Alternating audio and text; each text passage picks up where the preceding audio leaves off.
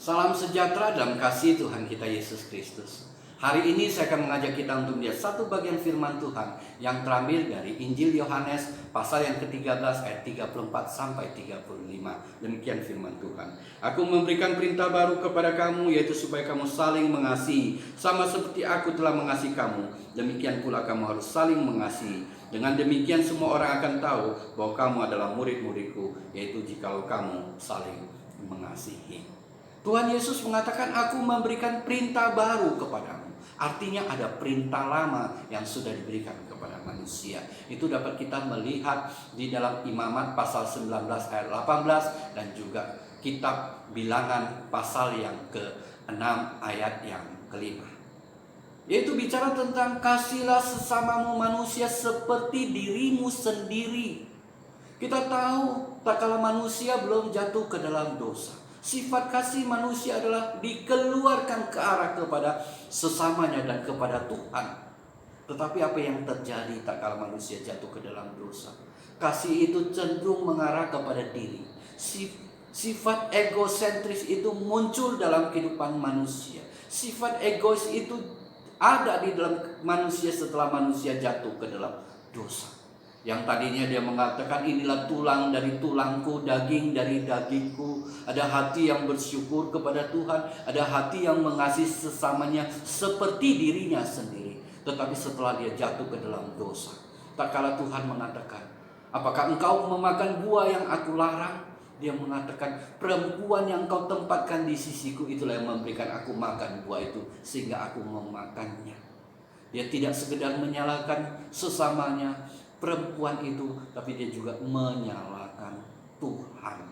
Oleh sebab itu perintah ini adalah supaya kembali manusia kepada naturnya yang diciptakan oleh Allah sebagai makhluk kasih, untuk mengasihi Allah dan mengasihi sesamanya. Nah, kalau begitu ada perintah baru, apakah artinya bahwa perintah lama ini tidak perlu lagi dilakukan? Tentu tidak demikian. Karena kita melihat di dalam Yakobus pasal 2 ayat 8, firman Tuhan mengingatkan bahwa tak kala kita melakukan kasih ini, kasihlah sesamamu manusia seperti dirimu sendiri, engkau berbuat baik, firman Tuhan katakan. Artinya kita tetap harus melakukannya walaupun ada perintah yang baru. Tak kala firman Tuhan mengatakan, aku memberikan perintah yang baru, apakah artinya bahwa kualitas perintah baru ini lebih daripada yang lama? Firman Tuhan dalam perintah yang lama mengatakan, kasihlah sesamamu manusia seperti dirimu sendiri. Inilah kasih yang ada di dalam manusia. Kasihlah sesama manusia seperti dirimu sendiri. Itu ada di dalam manusia. Tuhan gak tuntut yang tidak ada dalam manusia. Nah, kata kasih ini dalam bahasa Yunani ada 3 kata yang bisa muncul. Yang pertama adalah eros, yaitu kasih antar pasangan, antar lawan jenis. Khususnya kepada pasangan-pasangan yang mungkin sedang jatuh cinta kasmaran begitu. Mereka saling mengasihi sehingga mereka merasakan bahwa kasih inilah yang murni. Kasih yang begitu indah, begitu manis, kasih yang rela berkorban. Tapi kita yang sudah melewati masa-masa itu, kita tahu bahwa kasih eros ini tidak dapat dijadikan sesuatu yang harus dipertahankan terus ada. Karena kita tahu waktu yang akan menggerus kasih seperti ini. Ada banyak hal yang bisa menggerus hal tentang kasih ini. Tapi tetap harus dipertahankan untuk membawa pasangan suami istri itu dalam keintiman yang manis. Tapi tetap harus kita ketahui kasih eros ini terbatas. Oleh sebab itu harus ditambah lagi dengan kasih yang lain. Kasih yang kedua adalah filia, yaitu kasih persahabatan. Kita bisa lihat contohnya adalah kasih Yonatan kepada sahabatnya Daud. Dia begitu mengasihi Daud sedemikian rupa, akhirnya oleh karena kasihnya dia membela Daud dan hampir saja dibunuh oleh bapaknya Saul. Begitu luar biasa kasih ini. Kita harus ada di dalam hati kita.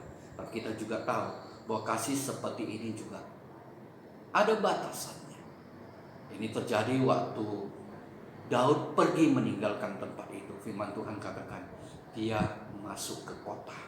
Itu dapat kita lihat di dalam 1 Samuel pasal 20 ayat 43. Dan setelah itu mereka tidak pernah bertemu sampai mati. Kasih itu tidak dapat diwujudkan karena mereka sudah dibatasi oleh jarak dan waktu. Demikian juga dengan kasih yang ketiga, kasih storge. Kasih storge adalah kasih yang diikat oleh ikatan darah, ikatan keluarga. Dan kasih ini adalah kasih yang penting. Dan kasih ini mungkin kita katakan inilah yang terbaik. Ya, ada ikatan darah dan ikatan keluarga yang sedemikian rupa. Tapi kita tahu kasih ini juga kadang-kadang bisa begitu saja lenyap dalam kehidupan orang yang berkeluarga. Baru-baru ini kita tahu di Aceh Tengah ada seorang anak perempuan, anak kandung yang menggugat ibunya karena ibunya telah tinggal di rumah warisan.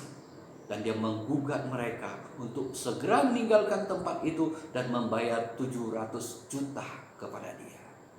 Kita melihat kasih seperti ini begitu terbatas. Tapi walaupun demikian, kita harus sadari bahwa kasih seperti ini harus tetap ada dalam hidup kita. Yang harus ditempatkan pada tempat yang tepat, di tempat yang benar. Dengan demikian kasih ini dapat kita nyatakan dalam kehidupan kita dengan baik dan benar. Nah, inilah yang dimaksud dengan kasihlah sama manusia seperti dirimu sendiri. Kasih yang ada di dalam kita, itulah yang harus kita pancarkan kepada sesama. Dan Tuhan Yesus dalam Matius pasal 7 ayat 11 menyatakan, lakukanlah segala sesuatu yang engkau kehendaki orang lakukan kepadamu. Itulah kasih. Kita harus lakukan itu. Adalah sesuatu yang manis. Tapi lebih jauh lagi Tuhan katakan, kasih, hendaklah kamu saling mengasihi seperti aku telah mengasihi kamu. Tuhan sekarang bicara tentang aku telah mengasihi kamu. Jadi kalau yang lama bicara tentang kasih, batasannya adalah bagaimana kita mengasihi diri kita sendiri.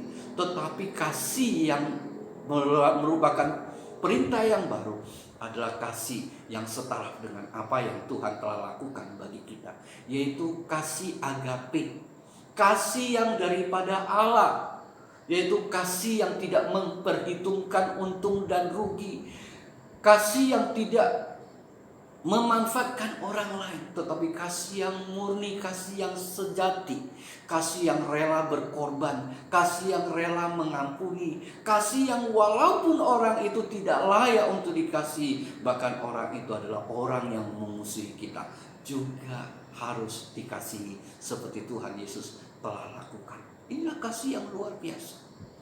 Dan puncak kasih daripada apa yang dilakukan Tuhan kita, yaitu mati di atas kayu salib bagi orang yang berdosa, yaitu kita.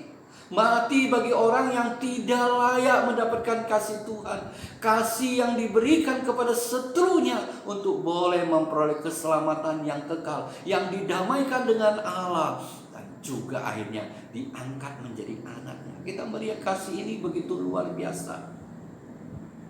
Tetapi kasih ini tidak dikenal oleh dunia, karena dunia tidak mengerti, dunia tidak mengenal, dan dunia tidak memilikinya. Oleh sebab itu kita melihat kasih ini, di mana Tuhan Yesus naik ke atas kayu salib, mati di atas kayu salib. Ini telah menjadi batu sandungan bagi orang Yahudi, karena mereka tidak menginginkan Mesias seperti itu. Mereka menginginkan Mesias yang berkuasa, Mesias yang mendirikan suatu kerajaan jaya, bahkan Mesias yang dapat memberikan mereka kekuasaan, bahkan kekayaan, menjadi batu sandungan bagi mereka. Bahkan kasih ini bagi orang Yunani adalah kebodohan. Tetapi kasih ini telah menjadi hikmat untuk menyelamatkan manusia, di mana Kristus oleh karena kasihnya mati di atas kayu salib. Kasih itulah, dasar kasih itulah yang Tuhan nyatakan kepada kita untuk bagaimana menjadi landasan kita saling mengasihi, di mana Dia menyatakan dirinya dengan kasihnya sehingga kita dapat merasakan, dan sehingga kita dapat mengerti, sehingga kita dapat mengenal kasih itu. Sehingga dengan demikian kita belajar bagaimana mengasihi Allah yang telah mengasihi kita, mengasihi saudara kita, saling mengasihi satu dengan yang lain, karena kasih Tuhan telah ada di dalam hidup kita, di mana Tuhan Roh Kudus berkarya melalui firman-Nya, menjadikan kita menjadi ciptaan yang baru, sehingga kita dimampukan untuk mengasihi. Kita dijadikan ciptaan yang baru sedemikian rupa untuk kita berproses di dalamnya. Roma pasal 12 ayat 2 mengatakan, jangan kau serupa dengan dunia ini, tapi berubahlah seturut dengan pembaruan budimu, sehingga kau mengetahui apa itu yang baik, yang berkenan kepada Allah, dan yang sempurna. Firman Tuhan menyuruh kita untuk tidak serupa dengan dunia. Jangan serupa lagi dengan dunia ini, karena dunia ini akan menarik untuk kita tidak lagi mengasihi. Dunia itu merusak. Oleh sebab itu kita tidak boleh serupa dengan dunia ini. Bahkan konsepnya pun harus kita tinggalkan. Tapi kita terus berubah dengan pembaruan budi yang Tuhan karyakan dalam hidup kita, untuk bagaimana kita mengasihi. Karena kita tahu apa yang baik, apa yang berkenan kepada Allah, dan apa yang sempurna.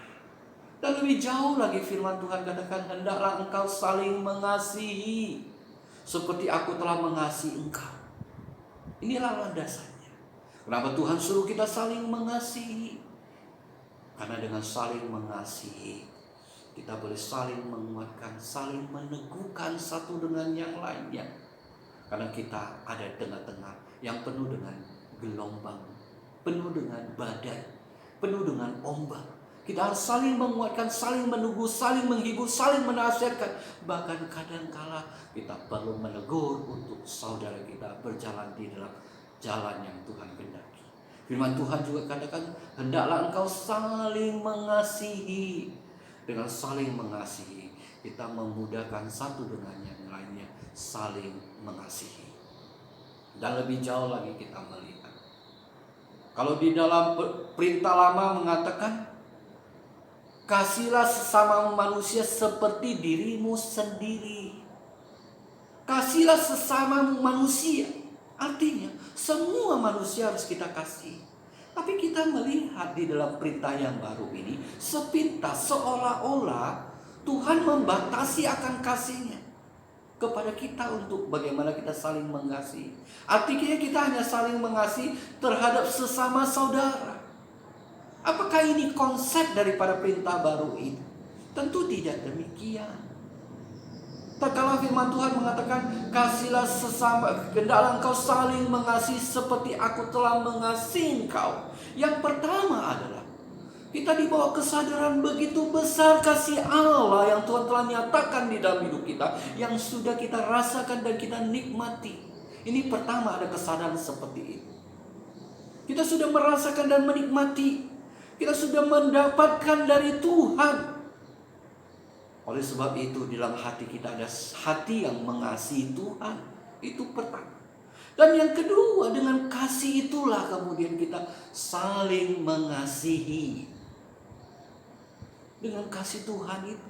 Kasih Tuhan yang sudah ada. Karena kalau tidak ada, kita tidak dapat mengasihi dengan kasih itu. Nah, kasih itu sudah diberikan kepada kita. Kita sudah menerimanya, kita sudah dapati, sudah menikmati.